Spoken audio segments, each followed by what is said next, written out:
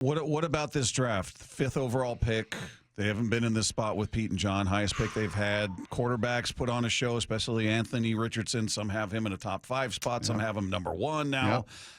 I don't know. I feel like Pete and John have an opinion on all these players that probably didn't change based on that. No, but what did change, and he was pretty transparent today, was how overwhelming these guys are from the neck up. Bryce Young is a brilliant dude. He sees the game in ways that you're not supposed to as young as he is. He's too small? He's tiny, but he can see the game. Will Levis played in the Rams system.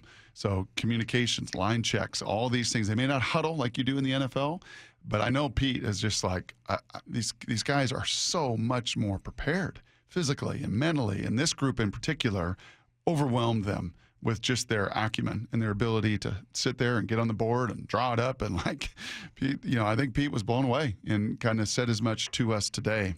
Dave, I am curious, in your years in the NFL, if you were to say the single greatest physical athlete, just from like the traits, right? Just the physical prowess, who would you say in your decade around the league was like, whoa, this dude was just set apart and different? Tony Mandrich. That wasn't my era. I would say, you remember Derek Fenner?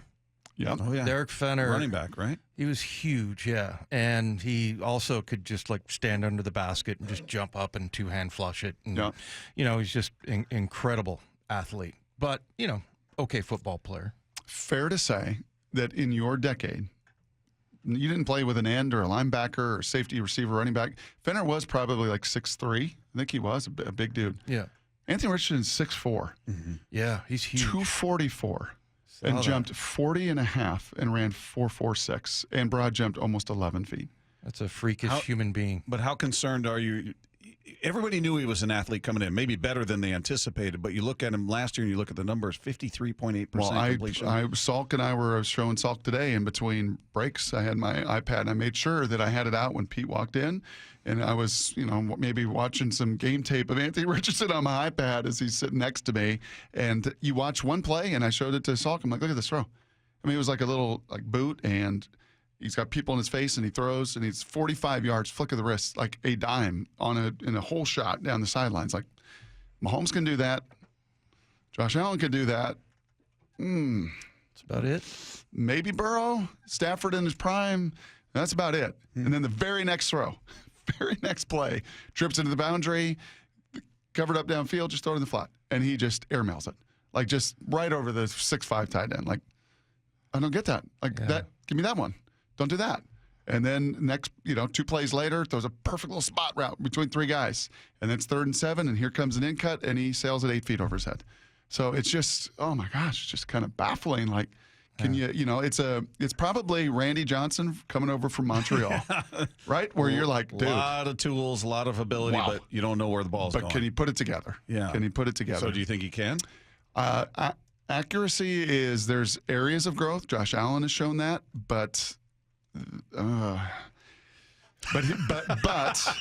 here's the difference. I hesitate there, but he's 6'4", 244 and runs a 4.6 and jumps 40 inches.